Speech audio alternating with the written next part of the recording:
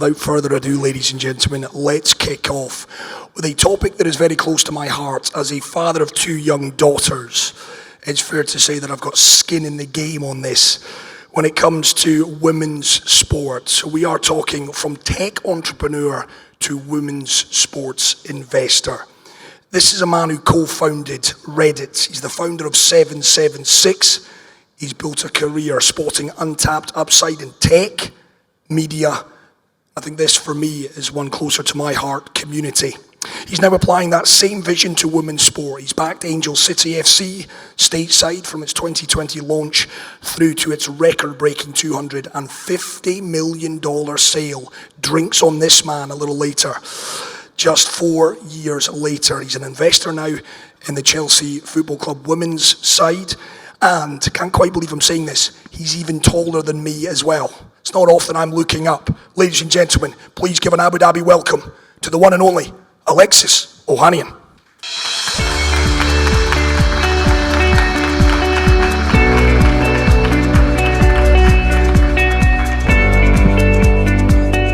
The excitement in this room is palpable. And I must admit, Alexis, not to embarrass you, I've been excited for a few weeks about this. Oh boy, you got to lower everyone's expectations here. No, let's shoot for the stars. It's so wonderful to have you in Abu Dhabi. I know you flew in last night. I guess the starting point for you, for the maybe 1 or 2 people in this room that aren't aware of who you and what you've done in your career, maybe take us back a little bit from kind of tech startup, moving into the sports world as you have. Your journey, the Cliff Notes version. Yeah, I mean, gosh, I was very fortunate when I graduated from University of Virginia in 2005. I was accepted into the first ever batch of Y Combinator, which at the time was this unheard of program up in Boston. That's where I started Reddit. One of my batchmates was a guy named Sam Altman, who you might know as the CEO of OpenAI.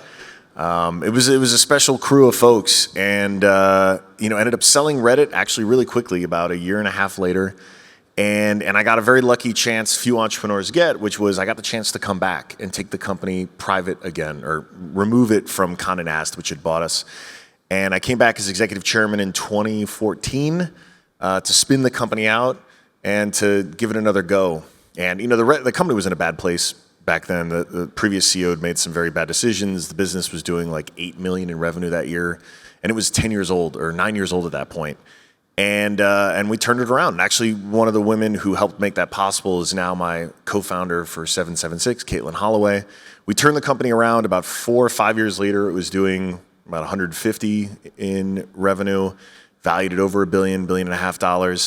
And then it was about 4 years ago, actually almost now 5 years ago, geez, that I realized I'd had enough just sort of good fortune, success, built enough of a network, had enough resources that I really wanted to spend the rest of my life building exactly what I wanted to do. That was starting 776, and what good is a few $100 million unless you can build things that you're really, really proud of, and that also can have a great financial impact on the world and success. And the one note, I did not sell Angel City. We did bring in a new round of funding, though, that did price it at, it was a 280 post, but who's counting? It is the most valuable women's football club in the United States.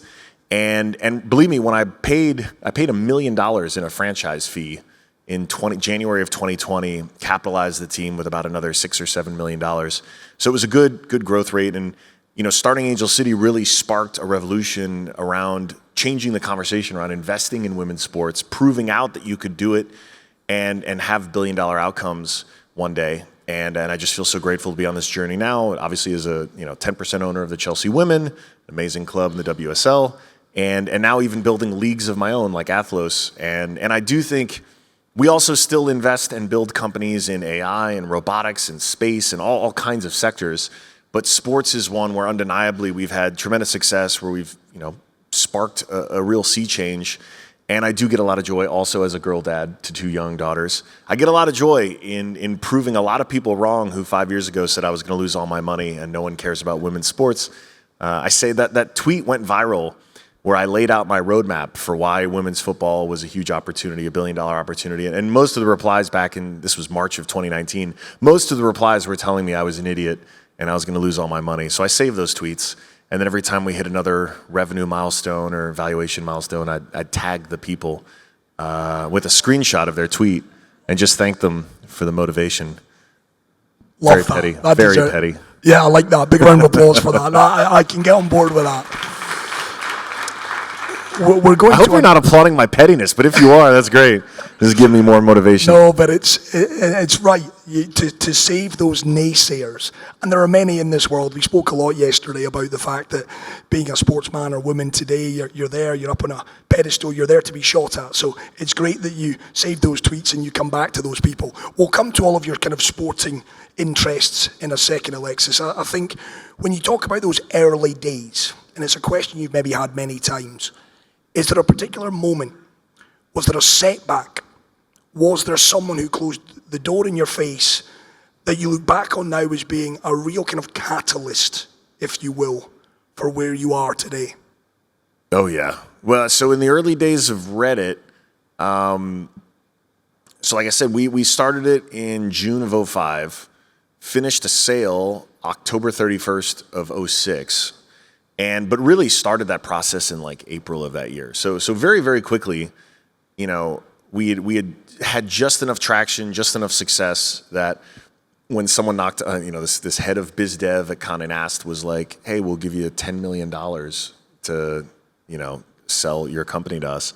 This was life-changing money for me, right? This was more money than my parents were going to make their entire working lives. And I was offered it like less than 12 months into starting a thing that I was doing. I would have done it for free, right? I was just hanging out with my college roommate, writing code, and then playing World of Warcraft. Like that's literally all we were doing. It was a lot of fun. But along the way, though, it was less obvious. And I'll never forget one of the conversations we had was with an executive at Yahoo. And we were going through some ups and downs. And again, this is like 6-9 months into the company, so very early. And he had invited us there to come out. It was our first trip to Silicon Valley. I was so excited. And we were going through the numbers of the business. And, he asked, how many, daily active users do you have now? And I said it was, probably in the thousands, maybe tens of thousands, but it was low. And he kind of looked at me and he's looking around the room and he's like, well, wait. He's like, you guys are a rounding error compared to Yahoo. Like, what are you even doing here? Like, why are we even having this meeting? And I looked at him and I was like, you invited us. Like, is this like a hazing ritual that Yahoo does to young startup founders? And again, so I remember that because again, I'm a first-time CEO. I'm like 4 months into building this company that like I really believe is like my life's work. And so I did what any reasonable person would do. And when we got back to Boston, we worked out of the living room. So at my desk, I put a piece of paper on the wall that just said, "You are a rounding error." And I looked at it every morning just to remember this guy. And, probably about 5 years ago now, Reddit surpassed Yahoo in traffic.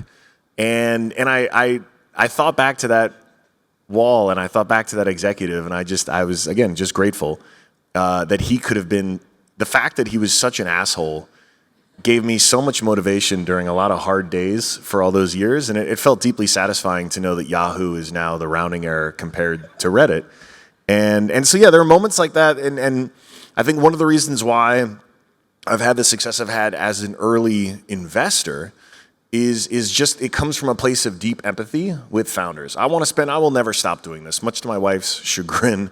I'll never retire. I love the fact that I get to spend the vast majority of my time with either high-performing, high-integrity people, which is the team that we've built at 776, or these high-performing, and most of the time, very high-integrity also, founders who are telling us what the future is going to be across all these different sectors. And it's incredible. It feels like a fountain of youth to just continue to be inspired and motivated by these folks, and also to know that I've lived on the other side of that. When you're losing sleep every night about the success of your company, the last thing you need is some asshole to tell you you're a rounding error, but you know what? Use it as motivation. Loving that. Yeah, I'm getting a theme. We've been talking 5 minutes, and it seems that you revel in proving people. Yeah, it's a real wrong. Problem. It's a problem. It's not healthy. It's weird because like having 2 kids now, I don't wish this upon them. I don't know, and you all know my wife is Serena Williams. Yes, okay, my wife's Serena, and this is not just me bragging. it's also a little bit, but it's also relevant because, when I tell her these stories, she's like, you really had to go out of your way to create enemies and naysayers, didn't you? And I'm like, yeah, I kind of did. Like, she obviously had to deal with it 1,000 times worse and from an even younger age. But I think it's probably one of the earliest things that I was most attracted to about her was her mindset around dealing with that. And obviously, if you're around a person every day who's dealt with 1,000 times worse, it puts things in perspective. But yeah, no, I don't know if I want my kids to be broken in the same way that me and their mom are, but I do want them to be resilient. I don't want them to, I probably feed off of this too much. Like it's probably, like I'd probably be, I don't know. But then I don't think I'd be as motivated as I am or driven as I am. So whatever, it's a gift and a curse. But I do think the resilience part is important. I probably take this stuff way too personally and it motivates me more than it should, but oh well. Getting into, obviously, you're proficient in tech. That was your starting point. You've then moved into investing into sports teams. Athlos we'll get to in a second. I know that is a particular vehicle that is very close to your heart. The parallels between the two, Alexis, what have been the kind of the qualities, if you will, that are transferable from the tech world into that sporting realm? Folks often ask, we were early and right in women's football, starting Angel City.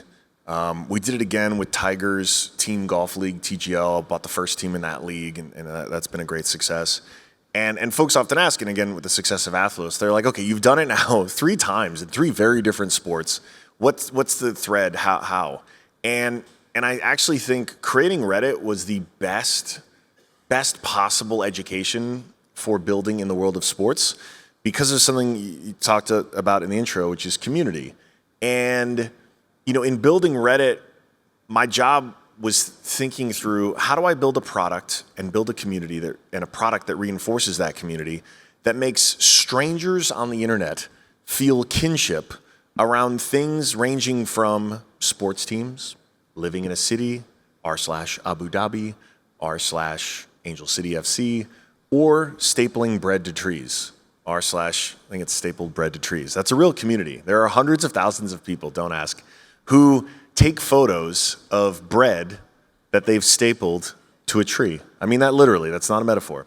It seems insane, but that's sort of the magic of the internet. And so if I knew I could create a place where billions of people come to commune over something as silly as stapling bread to trees, then building in a space like sport where community is a given, right? People tattoo their favorite sports team logo on their body, and we think of it as like normal. I mean, it's not normal, but it's like fairly normal, right? There are very, very few corporate logos that earn the right to be so casually tattooed on people's bodies. Think of the companies, right? I mean, maybe Nike, if you saw someone walking around with the golden arches of McDonald's, you'd be like, that's a little weird, right? And it's an incredibly successful company, no tea, no shade. But like, even an Apple logo, like maybe, I mean, it is a high honor to earn that right. Meanwhile, in sports, it's sort of taken for granted. And so the opportunity we've had and the success we've had is because, we're coming into these places that are very much emerging, right? I want to buy the first team in the new league that becomes the big thing. I want to be day 0, ground floor. I want to have a blank canvas and just build. And what's really fun about that is if you've earned your way on a place like the internet, in consumer social, where you have to fight every day to earn the right for someone to open your app in the morning, you're just built different. And so as we're building the teams out that are building these investments in sports, we're bringing expertise from tech, especially consumer social, and it's just, folks just move in a different way. And we don't take for granted the fact that people are gonna automatically, tattoo our team's logo. We gotta earn that right. And I use this one often because I did like 4 years into Reddit I'll never forget, his name is Fernando Takai. He got a Reddit alien, which I drew when I was bored in class my senior year at UVA. He got the Reddit alien tattooed on his torso. Swear to God, there's a photo of it on Flickr still to this day. And I reached out to him. I was like, oh my God, like I hope you never regret this tattoo. But it taught me, like, I think we're onto something, right? If 4 years in, we've created this website that has such an affinity that someone is willing to tattoo it on their body, like there's something special here, right? And so that's the goal for us in all the things we're building, whether it's been Angel City, whether it's been LA Golf Club, whether it's been Athlos. How do we create something? And it's a team or a league or a brand, but really it's the community, right? That's the why. And then when you get the chance to invest in a community as vibrant as like the Chelsea women, it's almost like a cheat code. Because now you get to take that approach and apply it to something that so many people already love, and with a brand that has all this esteem and value. But I think it's still wildly underappreciated. And in a world, hopefully you all saw the Sora 2 launch, in a world of increasingly more AI content, the only form of entertainment that's really truly durable 5 years from now is sport. I said the same. I was saying this thing 2 years ago too, but you better believe it after the Sora 2 launch, right? Hollywood is going to look very different in 5 years. The entertainment industry is going to look very different. Music is going to look very different. We're all still going to take our kids to see Taylor Swift. That's a religious experience. Kendrick Lamar will have no problem selling out shows. But think one-hit wonders, very transactional, sort of superficial artists, Drake, et cetera, are going to have a very hard time in this new era, because it's this commodification of the moving pictures or the sounds. But sport, I guarantee you we will never take our children to go see, robots hit 18 hole-in-ones on a golf course, right? The Ryder Cup would have been very boring if it was just a bunch of European robots and a bunch of American robots hitting hole-in-ones on 18 holes, right? There's the fundamental need of sport is it has to be humans. Yes, there will be some kind of like battle bot, like there will be robot death matches, which is great because we want robots doing that, not people. But while there will be some niche, there will be some robot sports that are pretty popular, the vast majority, football's not going anywhere. Not going anywhere. In fact, it's only going to get more important because it will be one of the few things that breaks through that feed that we're all going to be scrolling that has this durable value and quality to it. And frankly, it snaps us back to humanity. If you've been if you've been spoon-fed a steady dopamine hit of exactly what you want when you want it. Think of the TikTok algorithm. If you've ever lost 20 minutes or 2 hours on TikTok, that's the worst it's ever going to be at showing you what you want when you want it. It's going to get even better at showing you what you want when you want it all the time. And so you're going to get the steady dopamine drip of exactly what we want. If you want to laugh, if you want to cry, you're getting it, all of that, all the time. And so as screens get really good at pacifying us, the optimist in me is that a part of our soul will die unless we step away from that screen. And what are the things that are going to help us feel human again? We're all here because some ancestor of ours, didn't catch the gazelle 20 times and then on the 21st time caught it. Or basically struggled and overcame, right? As a species, there's something innate and primal about us as humans that needs to feel that little bit of pain, that struggle to overcome. And I think probably for 80% of humanity, as those screens get really good at pacifying us, there'll be some part of our soul that'll be like, okay, but now I need to feel alive. And if you've ever been the fan of a sports team that has struggled, you absolutely know this masochism, right? We love the pain, because then when we do get the win, the joy is all worth it. And so I am even more bullish about the value of sport, women's sport or sport, obviously definitely women's sport, but sport in the next 5 years, 10 years of this AI age, because it's the anti-AI bet. So on that, and beautiful answer again, by the way, you're saving my voice today, is what you're doing, Alexis. I was looking out for you, man. Thank you so much. I've got to ask, because I listen to you and it's clearly from passion. I can feel it. You're a passionate individual about whatever you do. So when you invest in women's sport, and I know you said undervalued assets, women's sport is simply not getting the credence that it deserves. What data are you looking at, Alexis, or is it coming from the heart? Look, to do this job well, and I've been fortunate. I've been an early investor, like seed round in Coinbase, Instacart, Flexport, Row Health, Flock Safety, like a variety of different industries, Patreon sectors. And I think a lot of it comes down to intuition. at the end of the day, because there's usually no data, right? In 2012, the market cap of all of crypto was pretty small because there was only Bitcoin, and it was like $5 each. And yes, I kick myself for not buying way more back then, but don't we all?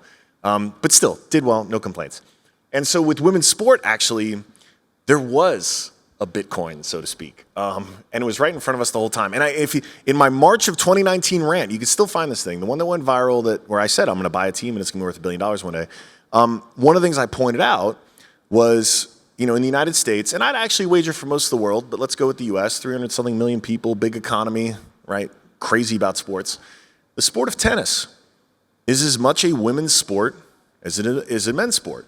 If you went on a rant saying women's tennis is not a real sport, no one cares about women's tennis, you would look stupid. Like, you wouldn't just look sexist, you would look dumb, right? But yet at the same time, plenty of people were saying the same thing to me about women's soccer, women's basketball, all this stuff.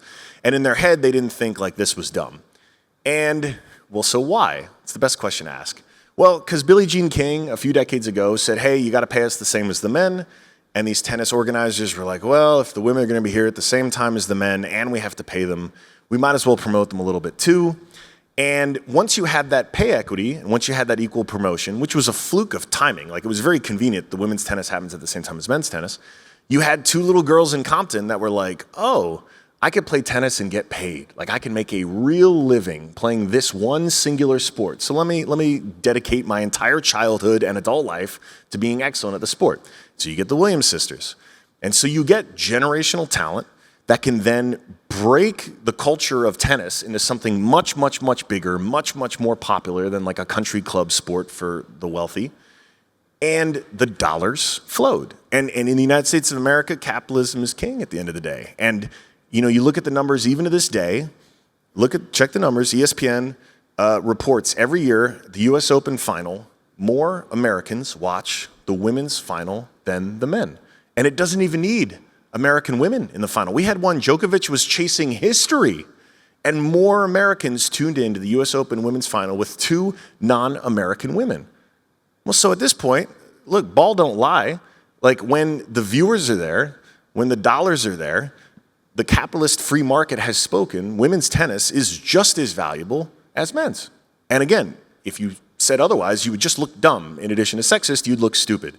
And so I was very fortunate to have a front row seat to the exact proof that there is a universe where a women's sport could be as valuable as a men's, at least in the United States of America. Here it is, proof positive. So I just looked around and I said, well, damn, where are there athletes that have transcended the sport, where in particular the United States, the American men suck at soccer?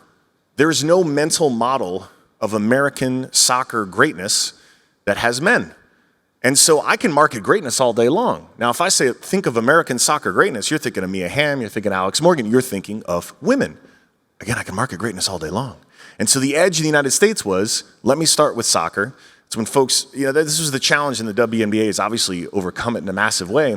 But for decades, the storytelling around the WNBA had to compete with Michael Jordan, had to compete with LeBron James, just in the consciousness of the American psyche. That just meant figuring out how to tell the story, all the other things that have now obviously happened with generational talent, blah, blah, blah. But that's why I started with soccer. And I just think there wasn't a case study, there wasn't a McKinsey report. It was mostly intuition. And then the proof point that, like, tennis is as much a women's sport as a men's, and, mints multi-millionaires, and no one bats an eye. And again, none of that happens because of feminism or social justice or charity. Like, it happens because it's good old-fashioned, it's capitalism. The market really wants women's tennis. And again, because of Billie Jean opening the door, you get what you have. And then, of course, you make the decision, Angel City Football Club, that's going to be your avenue in. We said it, you've corrected me, thank you for that, Alexis. Investment came in, 280 north thereof, after just 4 years. So when you reflect, when you look back on that, the strategies used, maybe give us some examples. How do you, and obviously you're a high-profile individual, that helps, but that only helps for a short period of time. How do you then sustain something that 4 years later, you get the level of investment you do?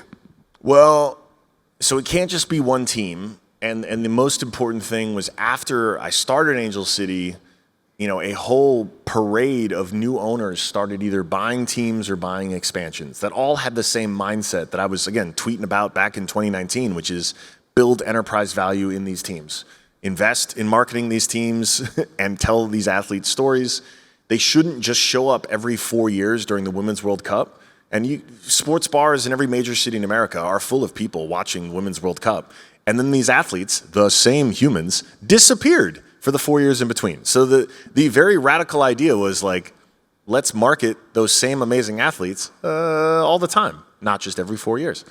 And that was it, honestly. And then doing the groundwork, a lot of inspiration from Reddit of offline and online community building, literally hosting events at sports bars in and around LA when there was a women's soccer match, maybe the national team, what have you, bringing folks together in the region and literally just offering them a pint and saying, hey, sign up for our mailing list, our newsletter. Hey, LA is getting a team next year. Like just blocking and tackling. This was the same way we did Reddit meetups all over the world for years, spending the time, breaking the bread, having the conversation. And then online community building. Obviously now this is much easier because platforms like Reddit exist and name your social media platform of choice. You go to where the fans are. You engage with them. You build that. You do the work. And I'll say this too, people underestimate, or for some reason they think that community building online is radically different from offline. In the same way that if you wanted to build a community here in Abu Dhabi, run clubs are really popular right now. So let's say you wanted to start a run club and you told your friend, hey, this is my life's work. I'm going to start a run club. It's going to be great. And then you said, okay, and so I'm going to go find someone to actually like manage this run club and make sure they show up every Sunday, getting people to go run, blah, blah, blah. And I hire you. I say, great, you're going to go do this run club for me. Cool. You've got a vision. You set it up. Every Sunday, you're organizing this run club, the flyers. You make sure there's Rice Krispie treats, whatever people want. They're having a good time. A year later, I come back and I show up at that run club and I'm like, hey, everyone, I'm the guy who started this run club. They'd be like, who the hell are you? You haven't been here a single day. I don't know who you are. This guy leads the run club because he actually showed up. The engagement that you make offline to build a community, literally just showing up, literally being there, is the exact same thing you have to do online. And so, it's become very popular, especially for CEOs, to talk about, the power of community, blah, blah, blah. But when I don't actually see those founders in the comments, in the replies, actually doing that work digitally, I know they don't have a chance in hell. And the reality is, it's not exhilarating work. Like it is the stuff you have to do brick by brick by brick by brick that doesn't feel like it's growing, but over time compounds and compounds and compounds. And so I think anywhere you see a great community, what you've seen is a core group of people doing a ton of tireless work, building those relationships brick by brick by brick by brick. And it's a lot of unsexy. It's not the like lean back and kick your shoes up type CEO work. It's doing the actual community building. And again, that's why it's so rare when it happens, because most people don't want to do the work. Of course, it's not just football, Alexis, that you're involved in. I want to get to Athlos, which is track and field, very much centred on the women athletes, the fantastic women athletes. And I think I've got a semblance of the answer now, because you've alluded to it there. The fact that the US soccer women were talked about once every 4 years, that pissed you off, for want of a better phrase. Ultimately, I look at Athlos. Is that similar? Is it the idea that these athletes are seen at the Olympics and they don't therefore have a platform for the rest of the time? You'll find I'm not very creative. Like, this is just pattern matching. Going into Paris 2020 at the start of the year, I'm thinking like, okay, what are the biggest Olympic sports that just disappear every 4 years, or outside of those every 4 years, where there's a legacy of American excellence, especially among the women, and where you have larger than life personalities that already have social media followings in the millions. Because again, you'll hear, at no point when I talk about investing or building in women's sports do I ever talk about a charitable angle. Like I'm only sticking to the just brass tacks of just numbers, right? In the attention economy, follower counts, engagement, like that matters way, way, way more than television ratings, because someone decided what time to put that television event on, right? There's some editor making that decision. But if you've earned millions of followers on social media who are engaged in what you have to say, the free market's speaking. You got something that's interesting. And lo and behold, track and field with the legacy of excellence of American women like Flojo. I love me some Usain Bolt, but he is Jamaican. We have a legacy of greatness in track and field among the ladies. We have superstars that transcend the sport like Gabby, Tara, Sha'Carri, Sid.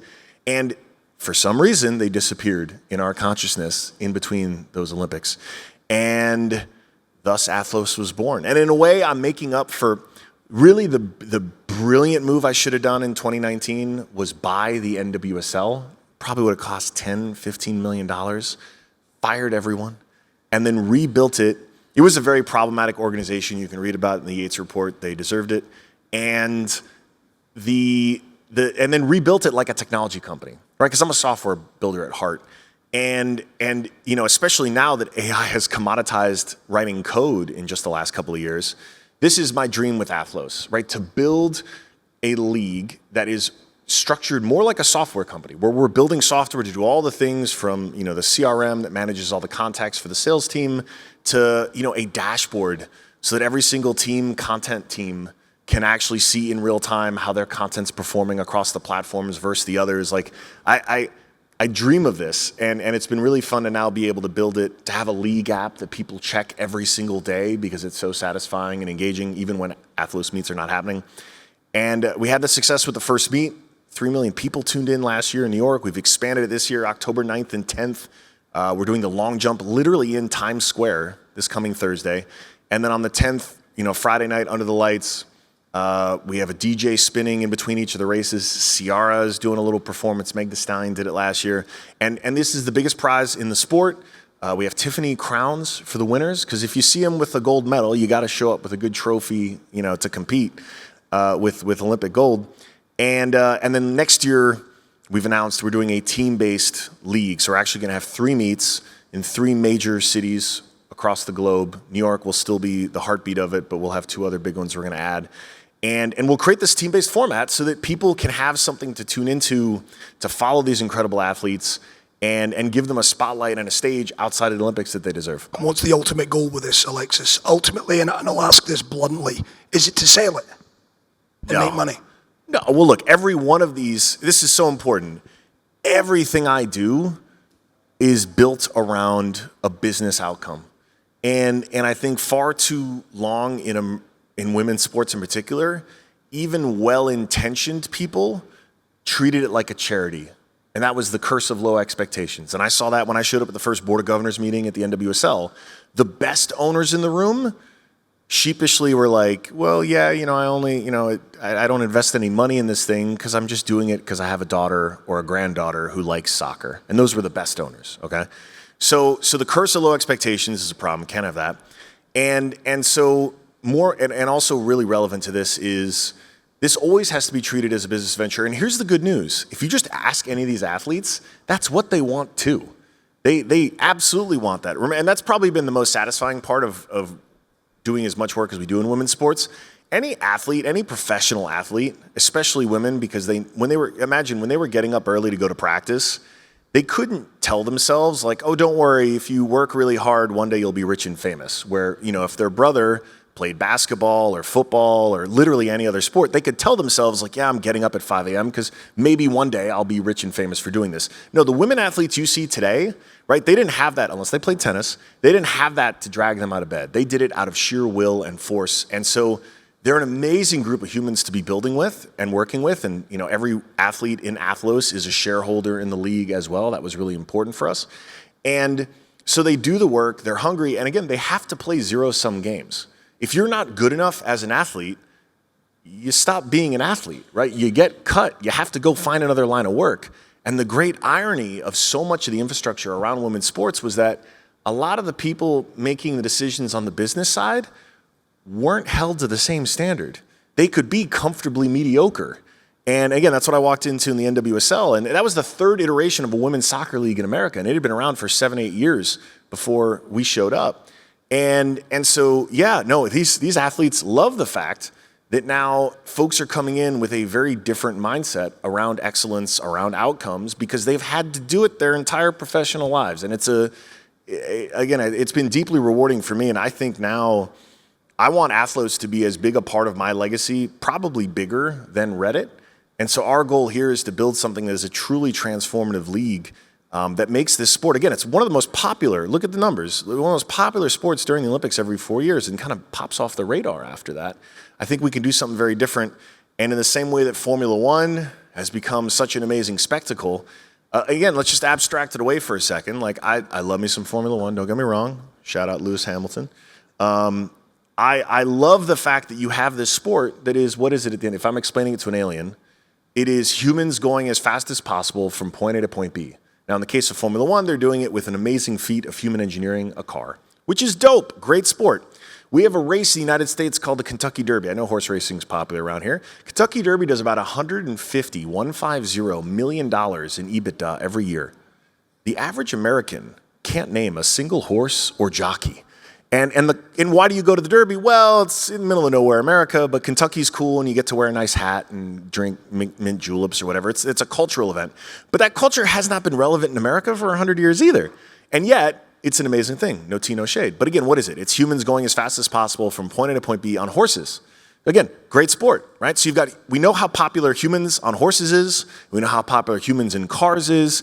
Is it a radical idea to think that humans on their feet could be an equally as impressive sport? My hunch is yes. My hunch is yes. And for anyone who wears shoes and has feet, you have something instantly relatable. And I talked about run clubs earlier. The other really fun part about it, and this is our Trojan horse, is, the average football fan, well, let's say even football, real football, or American football fan, like, we don't roll up on a random Tuesday wearing our jersey. Like, I know some hardcore fans might, but it's kind of weird, right? If you're rolling up, match day, okay, different story. What's so powerful here is because so many people wake up in the morning, put on their runners, put on their shorts, put on their whatever, tank top, jersey, hoodie, whatever they're wearing, and go for a run. I see that as an opportunity. They should be wearing Athlos merch of their favorite team when they put it on. And so if they love Sha'Carri or Sawa, shout out Sawa from Bahrain, if they love her, they should rep her team, have her name and her number on their back when they go for a jog, when they go for a run. And again, I am seeing a lot of things that get me very excited, and I could not be more thrilled to be able to work with these athletes because, like I said, they're so badass. And I think they all realize the fact that this is the oldest sport. I mean, technically the first Olympic sport in 776 BCE was a 200-meter foot race. Like, we're not trying to convince people that pickleball is a thing, which, again, in my humble opinion, I think is a hobby. It's a great hobby. I don't know how professional, but I get in a lot of trouble. The pickleball folks are so mad at me, and which is fine. They can be. I'm still waiting to see a pickleball highlight go viral. Have you ever seen a pickleball highlight go viral? Never. No. And again, I just go back to the fundamental unit of human attention, and I just think, like, well, there's something about it that makes it a great hobby, but maybe not a great spectator sport. Like, I've seen ping pong clips go viral. Ping pong, I fuck with ping pong, and that's a real sport, right? That's tremendous. Like, you see that clip, and you're like, wow, that guy's amazing. That gal's amazing. Haven't seen it yet for pickleball. I don't know how long it'll take. But we're not having to teach anyone that this is a real sport. It's running, and it's so fundamental, and just excited to see it keep growing. Alexis, I have genuinely only got to about a third of my questions. Oh, sorry. Brilliant. No, don't. I do want to give a few people out there time to ask a question. Sure. I've got one more for you. AMA. If I may, because I want to talk, and marrying back where you started, technology. The next phase of the growth of women's sport, with technology at its heart, digital media, perhaps even AI. How do you see that powering women's sport in the next 5, 10 years and beyond? Oh boy. I think what I also, so the silver lining to the underinvestment in women's sports is that there is very little, this is the way it's always been done, because there just weren't people doing anything. And so as a technologist, that's very exciting to me, because whenever I hear someone say, oh, no, this is the way it's always been done, it's like a 3-alarm fire. That is the worst answer I can hear. As a CEO, I don't ever want to hear it, right? Because you got to go back to first principles and just say, well, why, right? And if someone's uncomfortable answering that question, it means that they haven't thought about it enough, and I don't want them in my organization. But a lot of that exists in the men's side of sports. And so it's a much harder I'll give you a specific example. It's a much harder hill to climb so in this age of AI, we can feed a ton of video in now, and with some, actually pretty good open source models, pull out a lot of very interesting data. Let's just use football as an example, and start to learn like, oh, okay, like here's exactly how much time these players spent touching the ball. Here's their pass completion rate. Here's their goal completion rate. Here's their top speed. There's all this data that we can now glean actually pretty easily that would normally have turned up on like a scouting report. And if I were trying to build technology to scout the world of men's football, I would have a lot of people telling me, "Oh, look, man, this is the way we've always done it. Like we don't need this, right?" And why? Look, they're probably good people. They probably also want to keep their job. They probably are just resistant to change, as a lot of us are, right? I have my routine. I like my coffee a certain way when I make it in the morning. We all like routines, okay? But in business, especially in technology, it's really exciting when you get to go into spaces where there's just no one there to say, oh, well, this is the way we've always done it. So, as we start to see real transfer fees in women's football, you may have seen Chelsea paying, 9 figures, $1 million, or sorry, 7 figures, not 9 figures yet, 7 figures, $1 million transfer fees for women footballers. This was record breaking. It's going to keep growing. Obviously, the men's side is much, much more. But I would bet 10 years from now, women's transfer fees commensurate with the value of the teams and everything else are going to keep increasing. And so I'm thinking now, okay, as a women's football club owner, right, I'm thinking about how do we build the infrastructure using AI, using technology to do this kind of scouting work at scale when there's no infrastructure. There are so few scouts for this. And when you get outside of the top leagues in a few countries, even once you get to like second division in France, it's a disaster, right? So just imagine globally how much talent there is that literally no one knows about because there's not even any tape on them. And where if I'm sitting here as a technologist, I'm thinking, well, God, like software is a solution for this that can scale really nicely. That's where you're going to see major, major disruption, where I could come with that exact same product to the men's side and spend 3 years just trying to get integration. But on the women's side, overnight, grab a lot of data and do well. Right, I'm convinced. I am emptying my bank account tonight, Alexis. All right. You will have it. You invest it in women's sport. You make an incredible case. I'm good. nodding Thank you, Chris. along, as I'm sure an awful lot of people are. Right, Alexis Ohanian is in market. I know some of you will have questions. So, of course you do. Right, let's get the microphone to you guys as quickly as possible. We are overrunning time. I'll try to keep it tight with my answers. Don't shoot me, but I feel that we've got to go. Hi, Alexis and Chris. Thank you for the insightful talk. According to Deloitte, the average revenue for women's Super League clubs was around 5.4 million British pounds in 23-24, and the valuations of those clubs is in double-digit revenue multiples. So my question is, if an investor enters at this stage, who will he exit to, and how will he exit to, given the rising valuations, limited pool of investors with that amount of capital, and other attractive sectors of investment in the broader sports ecosystem? Thank you.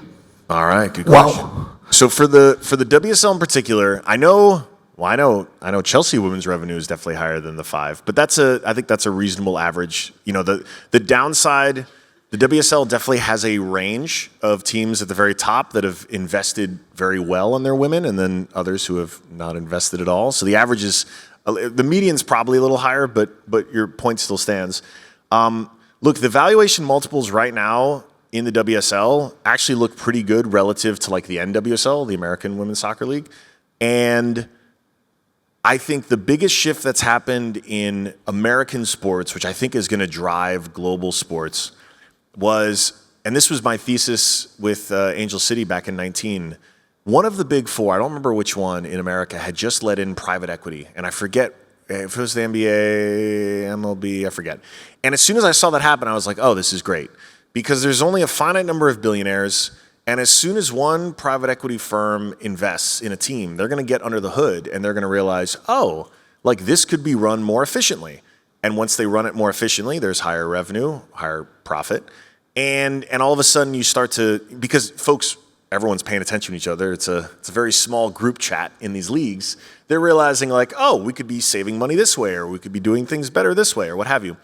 And again, I look back to, on the emerging side, what's so interesting is like these WSL clubs, I can speak to Chelsea, they spun off. In most cases, the women are historically treated like the boys so there's the men, and then there's boys, and there's women. And so the smart move, which Chelsea's done and other clubs are doing, is to spin out the women, give them their own leadership, and again, basically reimagine the women's club from first principles, because those brands are going to be different. You can market, think of all the number of beauty and fashion brands alone that are now investing in women's sports in the United States that they spend lots of money on brand marketing, never would have spent a dime on men's leagues. No offense to the men players, but they're not really the audience for beauty and fashion. And then not to mention all those CPG brands, those consumer packaged goods brands. Like when they're trying to sell us cars in those NFL commercials, or pharmaceuticals still allowed in the United States, or whatever, grocery foods, they're actually not talking to the man of the household. They're talking to the women who actually make all those household purchasing decisions. And so what's exciting is, because these clubs are now able to reimagine their entire organization, I think they will look different. I think they will move differently. I think they'll have different margin structure. I think they'll have opportunities for more revenue than the men's club could. And for an ultimate exit strategy, at the end of the day, I think there's the increasing reality that private equity will continue to have larger and larger pools of capital. And the other one that's going to have some interesting societal repercussions, I think, and we're already seeing it in the United States, but I think globally, the folks who are doing well in business, especially if they're tied into these big levers of change, AI, are going to keep doing really well. And if we play out this future, again, I still think there's an incredible durability to sport as a form of entertainment. And as we move away from it being a trophy asset to actually something you should be investing in and building, and where women's sports is so ripe for it, because you don't have that baggage almost. Because it was so underinvested in, you can actually reimagine it in a different way that's more sustainable and better. That there are exit opportunities. Believe me, it's not something I'm thinking about anytime soon, but that those things exist. Great question. Thank you very much. Let's get the mic down here. I said I was going to do that fast. Sorry. How you doing? Thanks you very much Hello. for being here. We actually have a couple of things in common. We're both Commanders fans. Hey, let's go. Hopefully Jaden Daniels heals up fast. I hope so too. Jeez, we need him out there. Too. Thanks very much for being here. I have a question for you. We're actually building a professional women's golf tour right now. And the biggest thing that we have is the funding, at the seed level.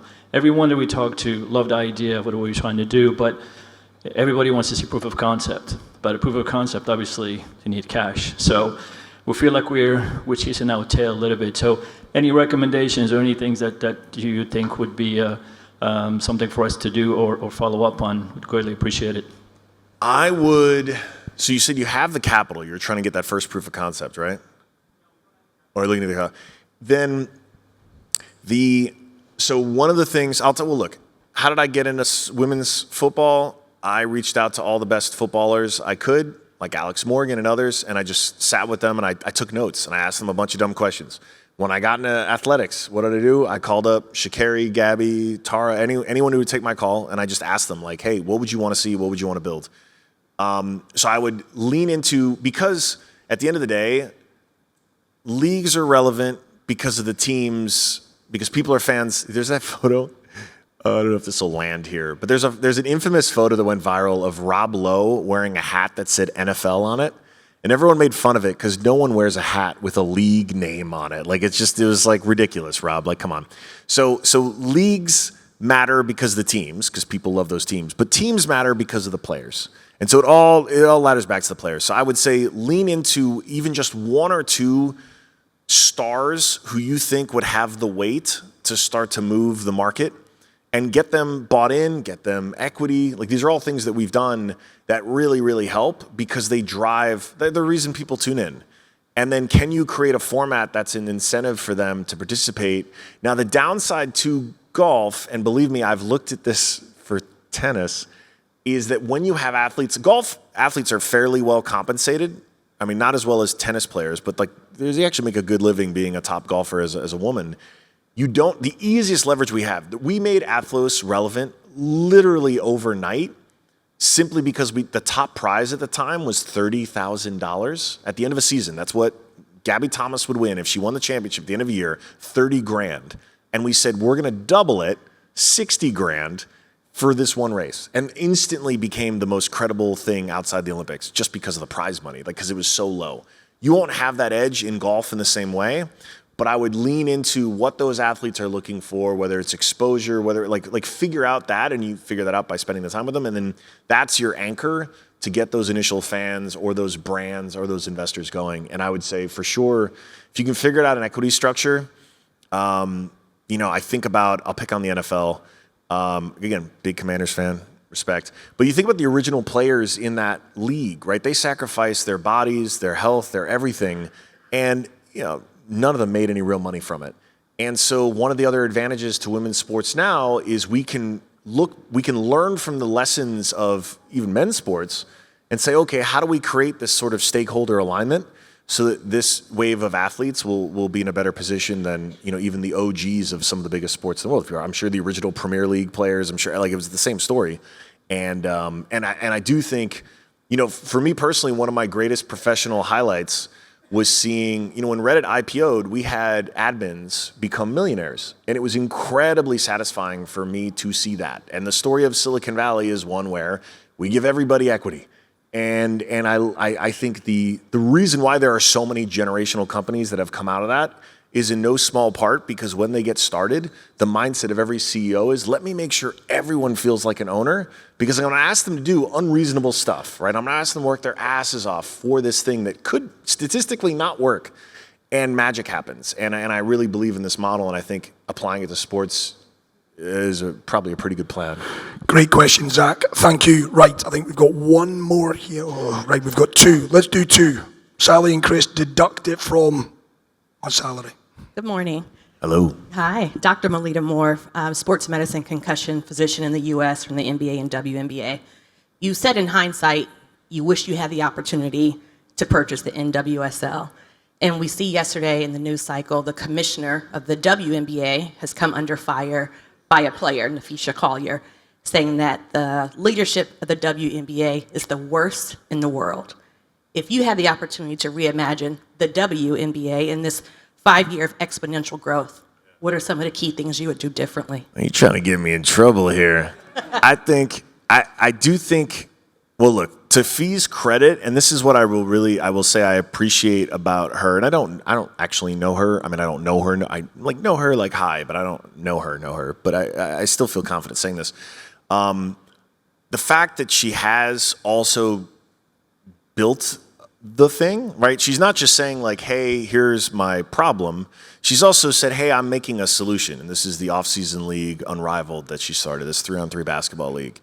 And I personally really admire this. It is very easy, especially in this age of Twitter fingers, to talk and criticize. And I think there's some role for critics, but as a builder, I have very little sympathy. I don't know. I that scene in Ratatouille, that infamous critic thing, and watch the clip on YouTube. It gets me emotional when I watch it. It's so good, and you really it is so much more meaningful to actually be building solutions and basically showing the world the way you want it to be. And so I think they've done a very good job in a lot of ways with Unrivaled. I think there is and I think I've mentioned this to Adam too, so I don't think it'd come as a surprise, and Kathy actually as well. I think similar to how Chelsea did right by making sure that the Chelsea women's team could stand truly on its own, it's its own entity, right? It has its own leadership structure, and the top of that leadership structure is the top of the top. Like, that's it. You can then reimagine and re-underwrite the whole thing from first principles. And I think the gift and the curse of the WNBA being a sort of subsidiary of the NBA is that now in this era, especially where women's basketball is thriving, you still have this weird dynamic. It's almost like the original sin of it, which was really well-intentioned. But I think if I had a magic wand, it would be, how do you figure out a way to truly give the WNBA this autonomy? I know there's a bunch of NBA owners who have invested a lot of money in that league over a lot of years. But I think the end state that ends up being the best outcome for everyone is for the WNBA to truly be its own entity. And whether that's taking on capital, I'm available if you want to talk, or what have you. I think that's the starting point. And that lets it get truly reimagined as the WNBA and not just, oh, it's this women's basketball league that's also part of the NBA, which is like, I think now it's very clear. We were talking earlier, some of the stars of the WNBA have crossed the Atlantic, like in the consciousness of sport. Like this is, I know those WNBA viewership numbers and I know those NWSL viewership numbers, and I'm very jealous. Like there is something very, very special happening here, and I think Magic Wand, it would be probably the best outcome for that entity to be able to be on its own. Great question. Right, I've got to actually stop it, folks. I'm so sorry for this. We have overrun so much, and I think, Alexis, you've got a busy schedule today. I know we've got a busy schedule today. Listen, thank you so much. I know you've flown in. Thank you so much, Chris. You've flown in from Los Angeles? Yes, I did. Yeah, then I'm flying back to Florida later tonight. Later tonight, so he's in for one day. We got to get ready for Athlos. I'm going to get some Dubai chocolate on the way out. Yes, and that's a must. They don't have Abu Dhabi chocolate, do they? No? Okay. Well, I would get that if there was. There's plenty in Abu Dhabi. Yeah. Make sure you buy I'll get some dates. Don't worry, I'm coming home with some good stuff. Yeah, good. Don't worry. The kids will be happy. Ladies and gentlemen, I could sit speaking to this man, I'm sure you'd agree, all day. Alexis Ohanian, thank you so much. Oh, thank you so much, Absolute Shukran. pleasure. Thank y'all.